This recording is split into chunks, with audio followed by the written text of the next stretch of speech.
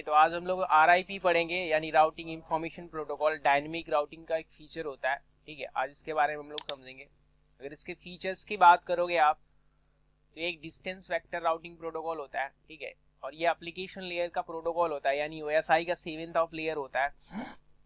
और ये यूडीपी का पोर्ट नंबर 520 यूज करता है। अगर ये समझ लो आप कि कोई भी प्रोटोकॉल्स अगर टीसीपी या फिर यूडीपी का पोर्ट नंबर यूज कर रहा है, तो जनरली वो एप्लीकेशन लेयर का ही प्रोटोकॉल होगा। कोई भी प्रोटोकॉल हो, टीसीपी और यूडीपी का पोर्ट नंबर यूज कर रहा है, तो वो एप्लीकेशन लेयर पे ही काम करता है, ठीक है। यहाँ पे एक चीज और है, एडमिनिस्ट्रेटर डिस्टेंस, एडी वैल्यू। ये जो एडी वैल्यू यूज करता है 120 यूज करता है। अब ये एडी वैल्यू क्या है, यानी कि डिफरेंट प्रोटोकॉल से सेम प्रीफिक्स किसी राउटर पे रिसीव होती है, वो राउटर क्या करता है, उसमें एडी वैल्यू कैलकुलेट करके बेस्ट पार्ट डिसाइड करता है, ठीक है। कहने का क्या मतलब है कि लेट्स सपोज मान के चलो कि दो राउटर है, ठीक है, और उनपे अलग अलग प्रोटोकॉल्स चल रही है। उसे दो प्रोटोकॉल से एक सिंगल प्रीफिक्स मिल रही है, और उस प्रीफिक्स से रिगार्डिंग वो क्या कर रहा है, एडी वैल्यू कैलकुलेट करके, अपनी मैट्रिक्स कैलकुलेट करके वो बेस्ट पार्ट डिसाइड करता है। मैक्सेंस अगर मैं आपको दिखाऊं, तो यहाँ पे आप देख लो कि ये राउटर 1 है, और ये राउटर 3 है, और ये राउटर 2 है। राउटर 1 पे हमने आरआईपी प्रोटोकॉल इनेबल किया है, यानी डिस्टेंस वेक्टर का आरआईपी प्रोटोकॉल इनेबल किया है, और ईआईजीआरपी यानी हाइब्रिड राउटिंग प्रोटोकॉल यहाँ पे इनेबल किया है इस राउटर पे। और इस राउटर पे ओएसपीएफ चल रहा है, यानी लिंक स्टेट राउटिंग प्रोटोकॉल चल रही है, ठीक है। और इन दो डिफरेंट प्रोटोकॉल से हमें एक सेम प्रीफिक्स रिसीव हो रहा है। इस R1 को इस R3 से भी ये सेम प्रीफिक्स रिसीव हो रहा है, R2 से भी ये सेम प्रीफिक्स रिसीव हो रहा है, ठीक है। लेकिन EIGRP से जो प्रीफिक्स रिसीव हो रहा है उसकी एडी वैल्यू कितनी है, 19। और जो OSPF से रिसीव हो रहा है उसकी एडी वैल्यू कितनी है, 110। यहाँ पे मैं आपको बता दूं कि हर एक प्रोटोकॉल्स का अपना एक एडी वैल्यू होता है। डायरेक्टली कनेक्टेड नेटवर्क, जो राउटर से जो डायरेक्टली कनेक्टेड इंटरफेस होते हैं, उनकी जो एडी वैल्यू होती है वो बाय डिफॉल्ट 0 होती है। स्टैटिक राउट्स का जो एडी वैल्यू होती है वो 1 होती है। आरआईपी का होता है 120 होता है। ईआईजीआरपी की जो एडी वैल्यू होती है 19 होती है, और 170 भी होती है, ठीक है। आगे पता चलेगा आपको कहाँ पे 90 यूज करते हैं और कहाँ पे 170 यूज करते हैं। ओएसपीएफ का होता है 110, यानी 110 होता है। आईएसआईएस का 115 होता है, बीजीबी का 20 होता है, और 200 भी होता है। ये भी आपको पता चलेगा कब 200 होता है और कब 20 होता है। और जब एडी वैल्यू 255 लग के आ रही है किसी भी प्रीफिक्स से, तो वो क्या है, अनरीचेबल है। यानी एडी वैल्यू की जो रेंज होती है, कह सकते हो कि ये 8 बिट का डेसिमल नंबर होता है। अगर इसकी रेंज की बात करोगे आप, तो 0 से लेके 255 तक होती है, ठीक है। अगर किसी भी प्रीफिक्स में आपको एडी वैल्यू 255 दिख रही है, तो आप ये समझ लेना कि वो अनरीचेबल है, मतलब वो अपनी राउटिंग टेबल में स्टोर ही नहीं करेगा राउटर, ठीक है। तो यहाँ पे EIGRP से जो एडी वैल्यू लग के आ रही है वो 90 लग के आ रही है, और जो OSPF से एडी वैल्यू आ रही है वो 110 आ रही है।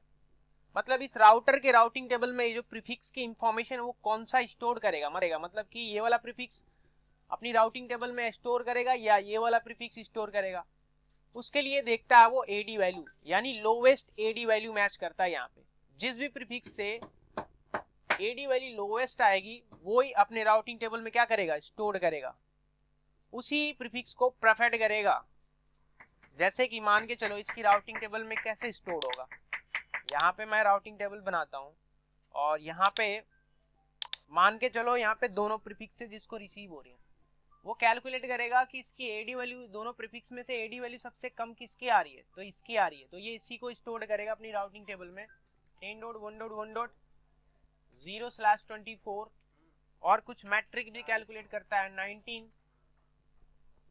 और यहाँ पे 19, और मान के चलो कि एडी वैल्यू कितनी आ रही है, मैट्रिक्स, कुछ मैट्रिक्स कैलकुलेट करता है। लेट्स सपोज मैट्रिक कैलकुलेट कर लिया, इतना कैलकुलेट कर लिया, और वाया किसके थ्रू, वाया R3 के थ्रू, ठीक है। और किस इंटरफेस पे, फास्ट इथरनेट 0/1 पे, ये अपनी राउटिंग टेबल में बाय डिफॉल्ट स्टोर कर लेगा, ठीक है। तो अब जब भी इस राउटर को इस नेटवर्क में जाना होगा वो यहीं से जाएगा, वो हमेशा यहीं से जाएगा। क्यों? क्योंकि इसकी राउटिंग टेबल में वाया जो प्रीफिक्स स्टोर्ड हुआ है वो वाया R3 हुआ है, तो हमेशा इसी पाथ को क्या करेगा, वो प्रेफर्ड करेगा। क्यों? क्योंकि इसकी एडी वैल्यू कम है। अगर मान के चलो मुझे इस पाथ को प्रेफर्ड करवाना है, उस केस में मुझे क्या करना पड़ेगा, इसकी एडी वैल्यू को इंक्रीज कर देना पड़ेगा। मतलब कि आप कर सकते हो मैन्युअली, बाय डिफॉल्ट ये राउटर पे सेट होता है, मतलब कि EIGRP का जो एडी वैल्यू होता है बाय डिफॉल्ट 19 होता है। आप अपने हिसाब से क्या कर सकते हो, चेंज भी कर सकते हो इसको। तो मान के चलो मैंने इसकी एडी वैल्यू कुछ कर दी ऐसा, यहाँ पे मैंने इसकी एडी वैल्यू कर दी 130, तो अब इस केस में क्या होगा, ये वाला पाथ प्रेफर्ड करना स्टार्ट कर देगा। क्यों? क्योंकि इसकी एडी वैल्यू कितनी है, 110 है, और इसकी एडी वैल्यू लग के कितनी आ रही है, 130, ठीक है। तो ये एडी वैल्यू क्या करता है कि जब भी दो डिफरेंट प्रोटोकॉल से सेम प्रीफिक्स राउटर पे रिसीव होते हैं, तो वो क्या करता है, उनके बीच में एडी वैल्यू कैलकुलेट करके बेस्ट पाथ डिसाइड कर लेता है। लोवेस्ट एडी वैल्यू को प्रेफर्ड करता है हमेशा।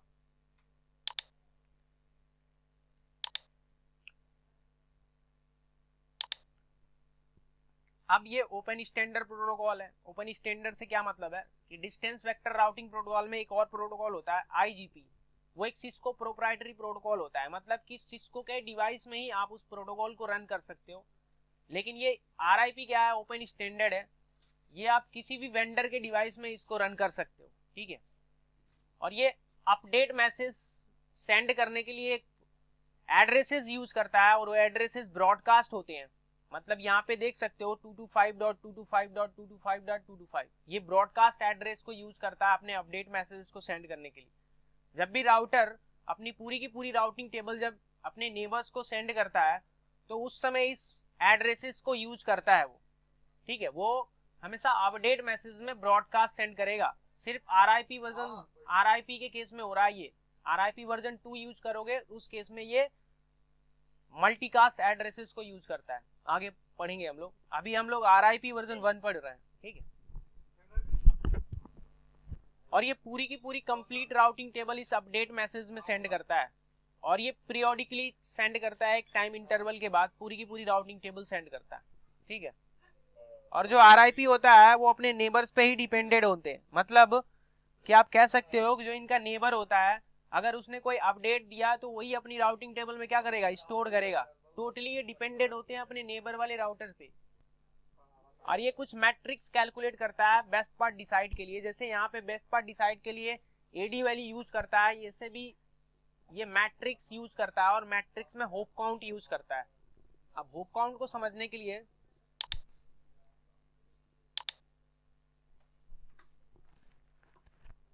यहाँ पे देखो ये 10 की प्रीफिक्स चल रही है इस राउटर पे, तो मान के चलो अब ये जो 10 की प्रीफिक्स है वो इस रास्ते से भी आ रही है, इस सारे राउटर पे RIP चल रहा है, ठीक है। तो वो जो 10 की प्रीफिक्स है और यहाँ से भी इस R1 को रिसीव हो रही होगी, और ये R3 से भी रिसीव हो रही होगी, यानी R2 से भी रिसीव हो रही होगी और R3 से भी रिसीव हो रही होगी। लेकिन जब R2 से रिसीव हो रही होगी तो उस समय जो होप काउंट लग के आ रहा होगा वो क्या होगा, मतलब कि मैं अगर R2 से सेट कर दूं इसका राउटिंग टेबल R2 का, तो ये जो 10 की प्रीफिक्स है वो कैसे आ रही होगी, वो 10.1.0/8। ये 8 क्यों मैंने लिखा है ये आगे आपको पता चल जाएगा। आ तो रही है, भेज तो रहा है 24 से, लेकिन जब ये अपनी राउटिंग टेबल में स्टोर करेगा वो ऐसे ही करेगा, और वाया और मैट्रिक्स भी कुछ कैलकुलेट करेगा। तो मान के चलो इसकी एडी वैल्यू कितनी है, 120 है, और होप काउंट कितना लग के आ रहा है, यहाँ से जब सेंड हो रही है तो होप काउंट 1 लग के आ रहा है, यहाँ तक जो होप काउंट होगा वो 1 होगा, ठीक है। यहाँ पे जब आएगा ये वाला, जब राउटर इस प्रीफिक्स को जब R4 पर सेंड करेगा तो होप काउंट वैल्यू कितना लगा देगा, 2 लगा देगा। जब ये R4 जब R2 को देगा तो होप काउंट वैल्यू कितनी लगा देगा, 3 लगा देगा। और जब R2 R1 को देगा तो होप काउंट वैल्यू कितनी लगा देगा, 4 लगा देगा। यानी R1 को जब ये प्रीफिक्स रिसीव हो रहा है तो होप काउंट वैल्यू कितने से रिसीव हो रहा है, 4 से हो रहा है, ठीक है। और वाया किसके थ्रू, R2 के थ्रू, और किस इंटरफेस पे, फास्ट इथरनेट, लेट्स सपोज इस इंटरफेस की जो आईडी है वो फास्ट इथरनेट क्या है, मैं लिख देता हूँ फास्ट इथरनेट 0/0 है, और इस इंटरफेस की जो आईडी है वो फास्ट इथरनेट 0/1 है। ठीक है, तो यहाँ पे जब रिसीव हुआ इसको फास्ट इथरनेट 0/0 से, अब ये R1 की राउटिंग टेबल है। ठीक है, ये R1 की राउटिंग टेबल है, मान के चलो ये इसने रिसीव कर लिया। अब लेट्स सपोज यहां से भी वही प्रीफिक्स जा रही होगी, तो होप काउंट वैल्यू कितनी लग के जा रही है, जब यहां से जब ये वाली प्रीफिक्स R1 को रिसीव हो रही है तो उस समय होप काउंट वैल्यू कितनी लग रही है 4, जब यहां से रिसीव होगी तो कितनी लग के जाएगी, मान के चलो ये R7 जब R6 को दे रहा है वो प्रीफिक्स तो होप काउंट वैल्यू 1, यहाँ पे 2, और यहाँ पे आएगी तो कितनी हो जाएगी 3, तो यहां से जब जा रही है तो होप काउंट वैल्यू कितनी लग के जा रही है 4, लेट्स सपोज यहाँ पे 4 रिसीव हो रहा है, 3 रिसीव हो रहा है इसको, सॉरी, और वाया किसके थ्रू, वाया फास्ट इथरनेट 0/1 के थ्रू। ठीक है, तो अब ये कौन से पाथ को अपनी राउटिंग टेबल में स्टोर करेगा, मतलब कौन से पाथ को प्रेफर्ड करेगा, ये हमेशा जी, ये हमेशा लोअर मैट्रिक को अपने राउटिंग टेबल में प्रेफर्ड करता है, मतलब स्टोर करता है, तो इस वाले पाथ को वो प्रेफर्ड कर लेगा वाया R3, अपनी राउटिंग टेबल में वाया R3 वो स्टोर कर लेगा।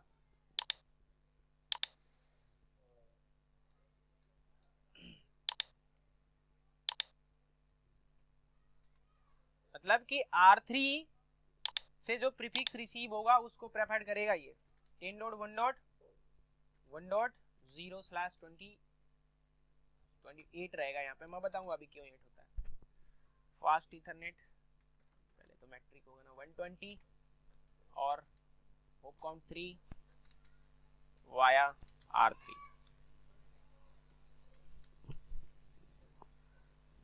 ठीक है, फास्ट इथरनेट 0/1 पे ये अपनी राउटिंग टेबल में स्टोर कर लेगा। अब जब भी इस R1 के, मान लो यहाँ पे कोई नेटवर्क चल रहा है, यहाँ पे कोई नेटवर्क है R1 से और यहाँ पे पीसीज लगे हुए हैं, जब भी इन पीसीज को इस नेटवर्क में कम्युनिकेशन करना होगा R1 वाया किसके थ्रू प्रीफिक्स को भेजेगा, मतलब यहाँ से कम्युनिकेशन करवाएगा वाया R3 भेजेगा। क्यों, क्योंकि इसकी राउटिंग टेबल में वाया R3 पाथ ही स्टोर्ड है। अब ये लिंक जब डाउन हो जाएगा किसी भी कारण से, मान के चलो ये लिंक हो गया डाउन, उस केस में क्या होगा, उस केस में ये वाला पाथ को प्रेफर्ड कर देगा अपनी राउटिंग टेबल में, ये वाला पाथ अपडेट कर लेगा। फिर जब इनलाइन यूजर को ये वाले प्रीफिक्स से कम्युनिकेशन करना होगा तो फिर ये वाले पाथ से वो कम्युनिकेशन करेंगे। ठीक है,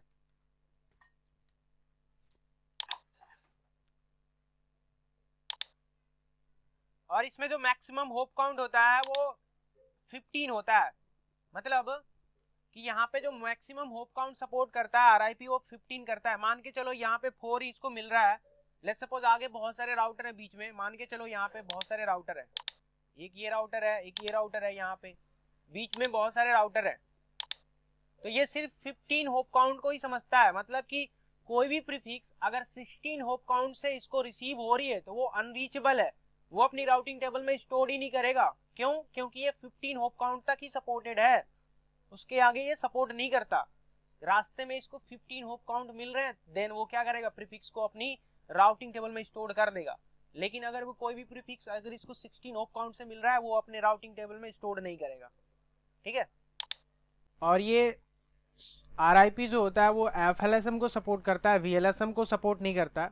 और जो FLSM को सपोर्ट करते हैं वो क्लास फुल राउटिंग प्रोटोकॉल कहलाते हैं। अगर मैं समझाऊं इसे आपको तो यहाँ पे देख लो, हमारे पास एक ये राउटर है और एक ये राउटर है और एक ये राउटर है। मान के चलो ये R3 है और ये R2 है और ये R1 है। यहाँ पे जो प्रीफिक्स यूज हो रहा है वो 172.168.1.2 यूज हो रहा है। मान के चलो ये स्लैश वैल्यू कितनी पे यूज हो रही है, /24 पे यूज हो रही है।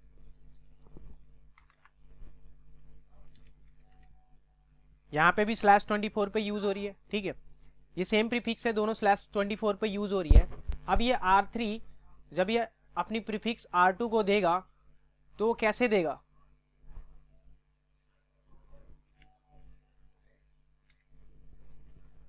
/172.168.0.0 स्लैश वैल्यू नहीं लगाएगा।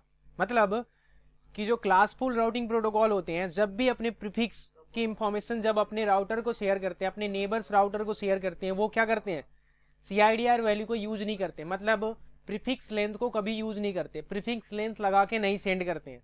तो जब R2 को ये प्रीफिक्स रिसीव होगा तो अपनी राउटिंग टेबल में कैसे स्टोर करेगा इसको, वो अपनी राउटिंग टेबल में कुछ इस टाइप से स्टोर करेगा 172.168.0.0/16, मतलब कि वो बाय डिफॉल्ट क्लास की CIDR वैल्यू को यूज कर लेगा। यहाँ पे जो हमने एडवर्टाइज करवाया वो /24 पे करवाया, लेकिन इस राउटर के राउटिंग टेबल में वो प्रीफिक्स कैसे स्टोर हो रही है, /16 पे स्टोर हो रही है। ठीक है, तो ऐसे सेम यहाँ पे भी ऐसे ही होगा।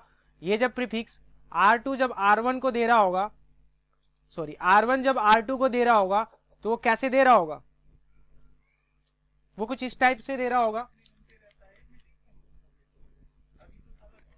ठीक है, कुछ इस टाइप से देगा, लेकिन जब इसकी राउटिंग टेबल में स्टोर होगा तो वो कैसे होगा 172.168.0.0/16 से, मतलब कि जो हमने एडवर्टाइजमेंट किया है वो /20 से किया है, 24 से किया है, लेकिन जब ये जब अपने नेबर्स को शेयर कर रहा है वहां पे स्लैश वैल्यू यूज नहीं कर रहा है, यानी CIDR वैल्यू यूज नहीं कर रहा है। तो जब R2 के राउटिंग टेबल में जब वो प्रीफिक्स स्टोर्ड होगा वो स्लैश वैल्यू 16 से होगा, बाय डिफॉल्ट क्लास की वैल्यू स्टोर करेगा वो। ठीक है, तो आप यहाँ पे देख रहे हो जो भी क्लासलेस जो राउटिंग प्रोटोकॉल होते हैं वो हमेशा CIDR वैल्यू को यूज करते हैं, मतलब कि अगर जो हमने एडवर्टाइजमेंट किया है यहाँ पे /24 से जब अपने नेबर्स को सेंड करेगा तो वो सेम करेगा, मतलब /24 से ही करेगा, वो क्लासलेस के केस में होता है। लेकिन जब क्लासफुल आप यूज करते हो उस केस में क्या होता है, उस केस में जब भी एक राउटर जब अपनी प्रीफिक्स को जब नेबर्स के साथ शेयर करता है वहां पे CIDR वैल्यू यूज नहीं करता है। तो RIP क्या है, क्लासफुल राउटिंग प्रोटोकॉल है ना, तो ऐसे ही सेंड करेगा। और जब राउटर के राउटिंग टेबल में वो प्रीफिक्स आएगी तो स्लैश वैल्यू 16 से आएगी, मतलब बाय डिफॉल्ट क्लास वैल्यू को वो स्टोर करेगा। ठीक है,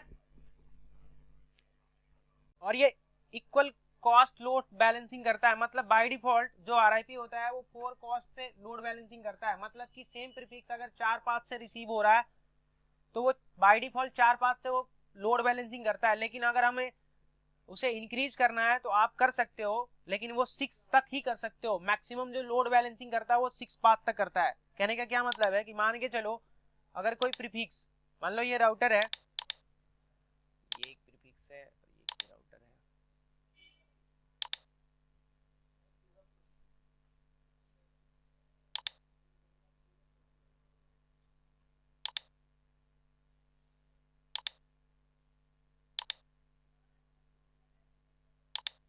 अब यहाँ पे कोई 10 की प्रीफिक्स चल रही है, मान के चलो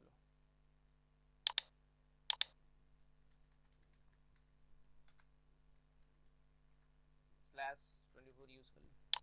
अब जब ये रिसीव होगा इसको, तो ये क्या करेगा, 2 पाथ से इसको रिसीव हो रहा है ना, मतलब यहां से भी रिसीव हो रहा है, यहां से भी रिसीव होगा। जब ये राउटर क्या करेगा, जब ये प्रीफिक्स अपने नेबर्स को शेयर करेगा तो यहाँ पे भी शेयर करेगा और यहाँ से भी शेयर करेगा, मतलब इस वाले राउटर को ये जो प्रीफिक्स है वो यहाँ से भी रिसीव हो रही है और यहाँ से भी रिसीव हो रही है। हो सकता है कि ये प्रीफिक्स जो है वो और भी पाथ से रिसीव हो रही है, मान के चलो उस केस में क्या होगा, 4 पाथ से आप क्या कर रहे हो, प्रीफिक्स को शेयर करवा रहे हो, तो इसके राउटिंग टेबल में जो प्रीफिक्स आ रही है वो 4 पाथ से आ रही है, तो यहाँ पे वो क्या करेगा, सब कुछ सही है, मान लो AD वैल्यू भी मैच हो रही है, ठीक है, और सेम प्रीफिक्स आ रही है, मतलब जो प्रीफिक्स लेंथ है वो भी क्या है, सेम है, और AD वैल्यू भी सेम है, देन मैट्रिक भी कैलकुलेट कर रहा है, सेम पाथ से कर रहा है, मतलब कि सारे पाथ से जो मैट्रिक आ रही है वो इक्वल आ रही है। उसके बाद वो कैलकुलेट करेगा लोड बैलेंसिंग, वो परफॉर्म करेगा लोड बैलेंसिंग। अब जो लोड बैलेंसिंग परफॉर्म करता है वो बाय डिफॉल्ट 4 पाथ से कर लेता है, मतलब कि जब लोड बैलेंसिंग परफॉर्म करेगा आधी ट्रैफिक क्या हो रहा है, अगर कोई नेटवर्क यहाँ पे चल रहा है और वो इस 10 की प्रीफिक्स को कम्युनिकेशन करना चाहता है, तो उस केस में क्या होगा, जब ये ट्रैफिक उसके पास आएगा राउटर को, तो आधी ट्रैफिक यहाँ से सेंड करेगा, आधा यहाँ से करेगा, मतलब ये लोड बैलेंसिंग परफॉर्म करेगा। ठीक है, और ये मैंने जो जैसे बताया कि डायरेक्टली कनेक्टेड की AD वैल्यू 0 होती है, स्टैटिक की 1 होती है, RIP की ये देख लो आप।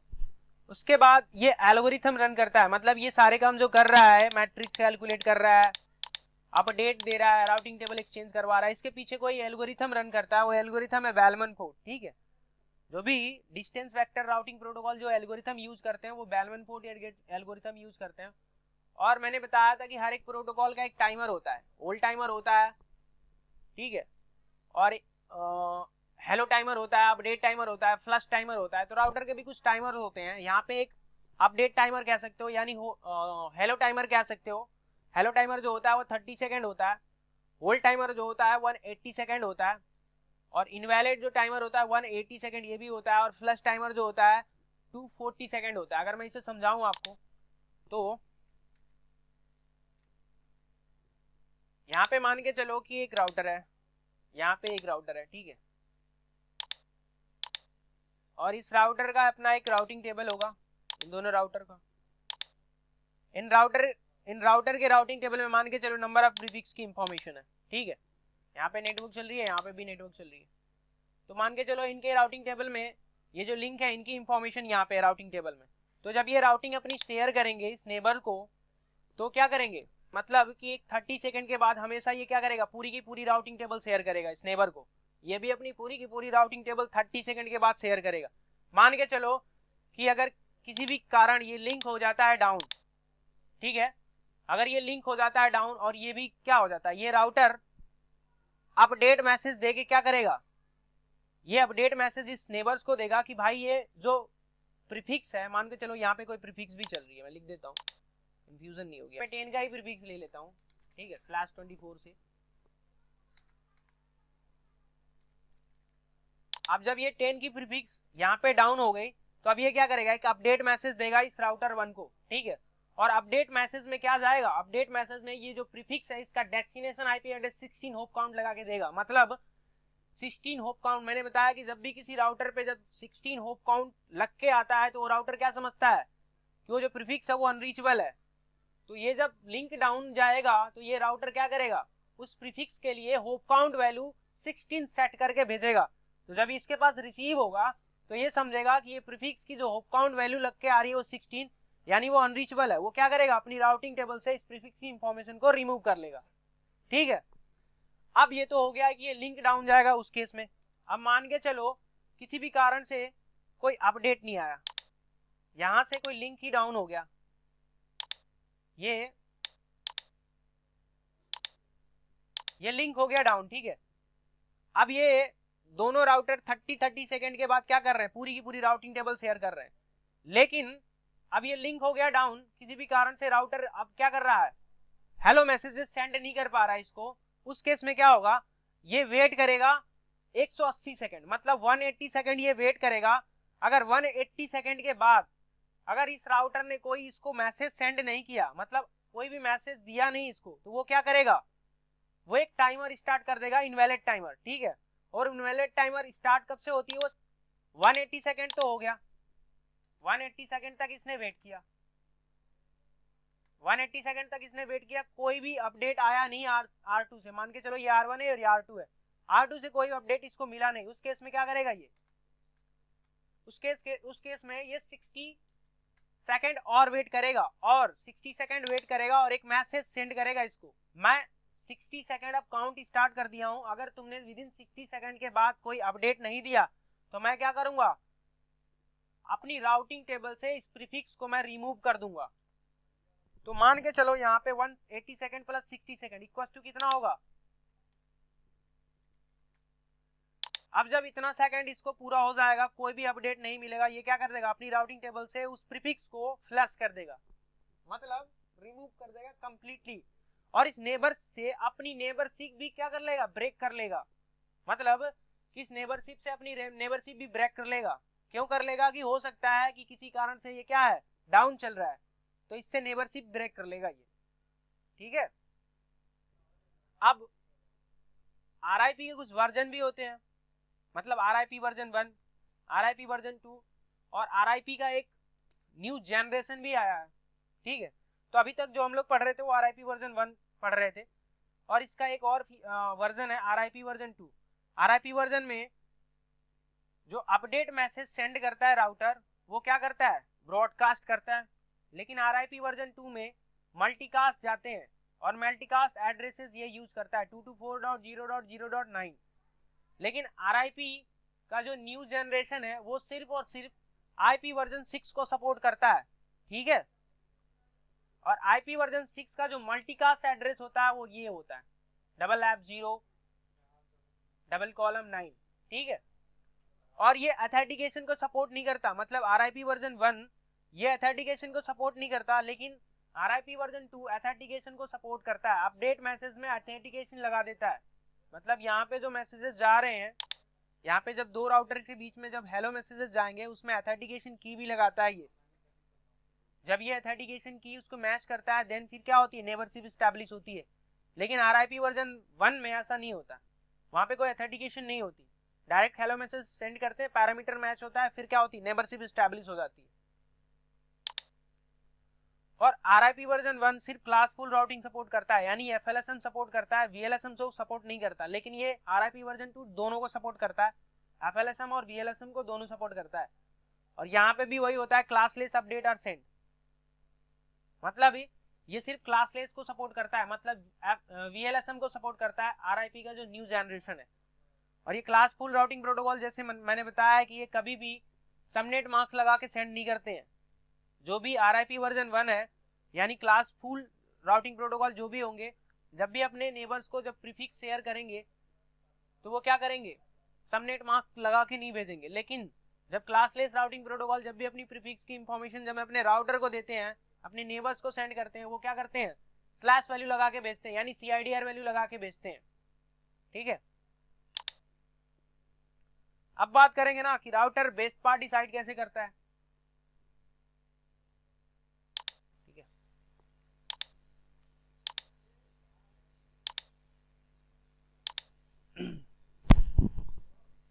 बेस्ट फर्स्ट सिलेक्शन के लिए कुछ क्राइटेरिया होते हैं राउटर के। सबसे पहले जो मैच करता है वो करता है longest prefix match,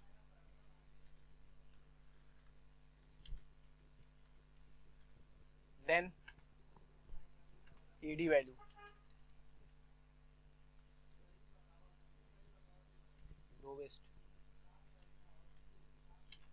lowest AD value, then matrix, then load balance,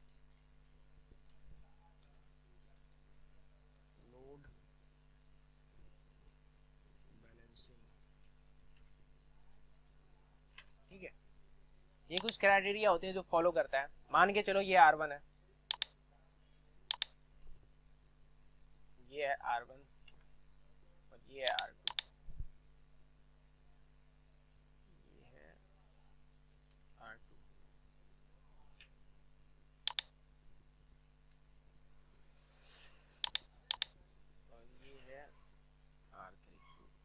ठीक है।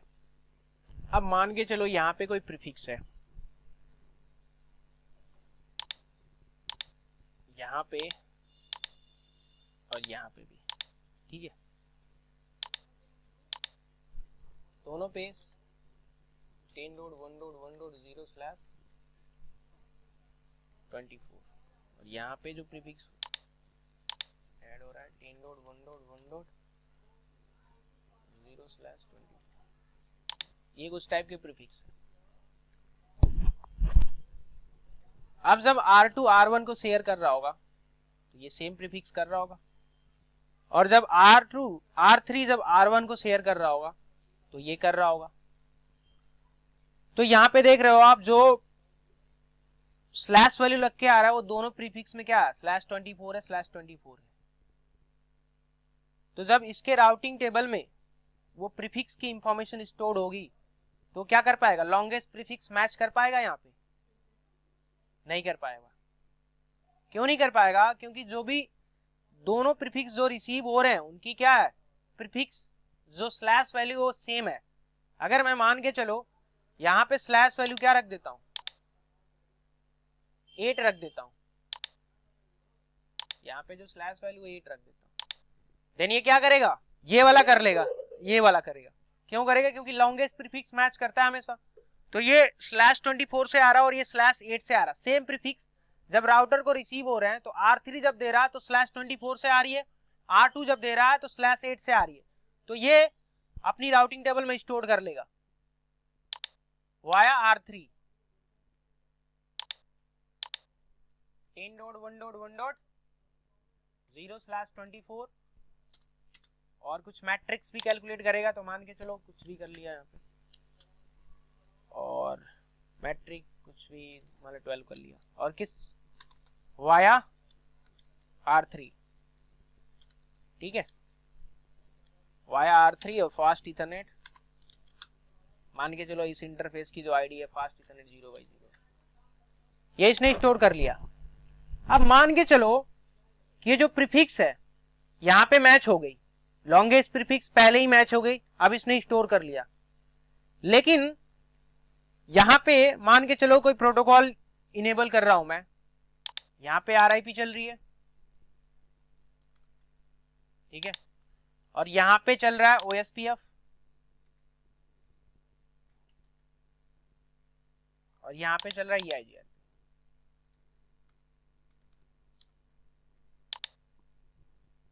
ठीक है, और यहाँ पे जो स्लैश वैल्यू यूज हो रहा है वो सेम हो रहा है, यहाँ पे भी /24 ही यूज हो रही है।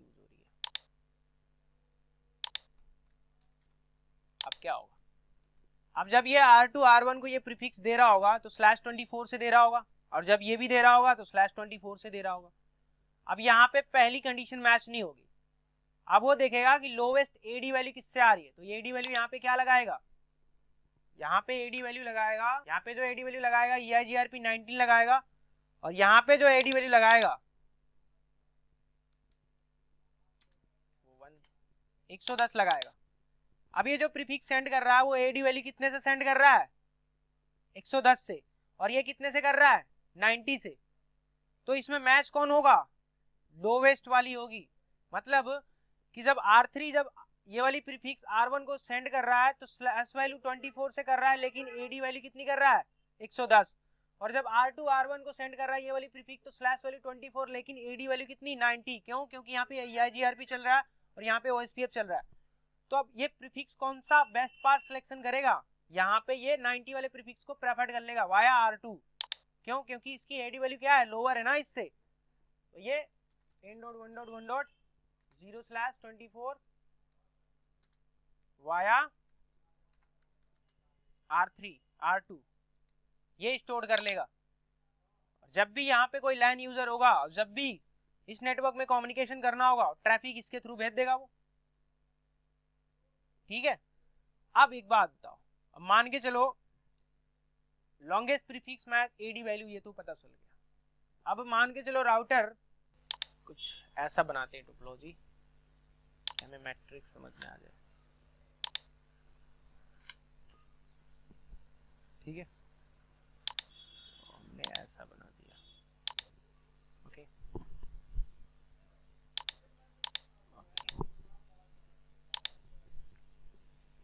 मान के चलो ये R3 है। अब R3 को ये जब प्रीफिक्स रिसीव हो रहा होगा तो वाया R1 भी रिसीव हो रहा होगा, वाया R4 भी रिसीव हो रहा होगा, मतलब कि यहां से भी रिसीव हो रहा होगा और यहां से भी रिसीव हो रहा होगा। तो जो मैट्रिक्स जो बेस्ट पार्ट डिसाइड कैसे करेगा, वो कौन से पाथ को प्रेफर करेगा, सबसे पहले क्या करेगा, लॉन्गेस्ट प्रीफिक्स मैच करेगा, लॉन्गेस्ट प्रीफिक्स मैच करेगा तो यहाँ पे मैच हो पाएगा। मान के चलो यहाँ पे एक और प्रीफिक्स चल रही है सेम, यहीं पे चला देता हूँ,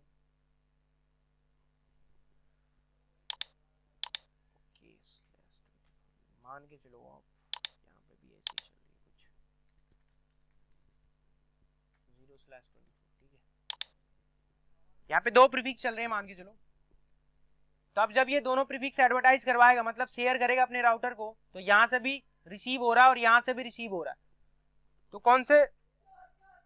कौन से प्रीफिक्स को राउटर अपने राउटिंग टेबल में या R3 अपने राउटिंग टेबल में स्टोर करेगा। मान के चलो कि लॉन्गेस्ट प्रीफिक्स मैच करेगा, दोनों प्रीफिक्स क्या है, सेम, /24 से आ रही है दोनों साइड से, पहली कंडीशन नहीं मैच कर पाएगा, फिर वो देखेगा कि लोवेस्ट एडी वैल्यू दोनों से कितनी लग के आ रही है, 120, क्यों, क्योंकि सारे राउटर्स पे क्या चल रहे हैं, RIP चल रहे हैं, यहां भी मैच नहीं कर पाएगा। अब वो कैलकुलेट करेगा मैट्रिक्स, और मैट्रिक्स कैलकुलेट करेगा तो मैट्रिक्स क्या कैलकुलेट करता है, होप काउंट की वजह से।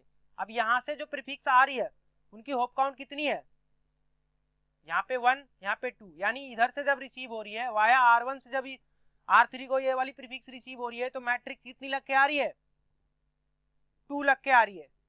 और जब यहां से रिसीव हो रही है तो 1 2 3 3 लग के आ रही है, मतलब यहां तक जो मैट्रिक होगा 1 होगा, यहाँ पे आएगा तो 2 हो जाएगा, और जब इधर से सेंड करेगा तो 1, यहाँ से सेंड करेगा तो 2, यहाँ से सेंड करेगा तो 3। यहाँ से जब रिसीव हो रहा है तो मैट्रिक होप काउंट कितना लग के जा रहा है 3, और यहाँ से रिसीव हो रहा है तो 2, तो ये वाले पाथ को क्या करेगा प्रेफर्ड कर लेगा। क्यों? क्योंकि जो लोवेस्ट मैट्रिक देखता है, मतलब लोवेस्ट होप काउंट जिसमें लग के आएगा उस वाले पाथ को वो प्रेफर करेगा, मतलब उस वाले पाथ को अपनी राउटिंग टेबल में स्टोर करेगा। अब जब भी इस लैन यूजर को इस वाले नेटवर्क से कम्युनिकेशन करना होगा वाया R1 जाएंगे, R1 से ही अपनी राउटिंग टेबल क्या करेगा वो एक्सचेंज करवाएगा। लेकिन अब ये जब लिंक हो जाएगा डाउन तो ये वाला पाथ करेगा प्रेफर, ठीक है। तो उस केस में लोड बैलेंसिंग करेगा। यहाँ तक समझ में आ गया? मैट्रिक्स ऐसे कैलकुलेट करेगा यहाँ तक, क्योंकि जब यहाँ से रिसीव हो रहा है तो होप काउंट 3 लग के जा रहा है, जब यहाँ से रिसीव हो रहा है तो 2 लग के जा रहा है। तो जो लोअर मैट्रिक जिसमें लग के जाएगी, जिस वाले पाथ से लग के जाएगी, वही पाथ क्या करेगा प्रेफर करेगा। तो यहाँ से सारी ट्रैफिक क्या कर रहा है वो सेंड करेगा। जब भी इनलाइन यूजर को इस वाले प्रीफिक्स से कम्युनिकेशन करना होगा यहाँ से करवाएंगे, हमेशा यहीं से होगा। क्यों होगा? क्योंकि यहाँ पे होप काउंट क्या है 2 ही है, यहाँ पे होप काउंट कम है, यहाँ पे होप काउंट क्या है ज्यादा है, मतलब रास्ते में नंबर ऑफ राउटर कितने हैं, यहाँ पे 2 है, यहाँ पे क्या है 1 है। अब मान के चलो कुछ ऐसी टोपोलॉजी बनाते हैं हम लोग, ये टोपोलॉजी। अब यहाँ पे एक राउटर है और यहाँ, ठीक है, और ये जो है वो है R4। अब जब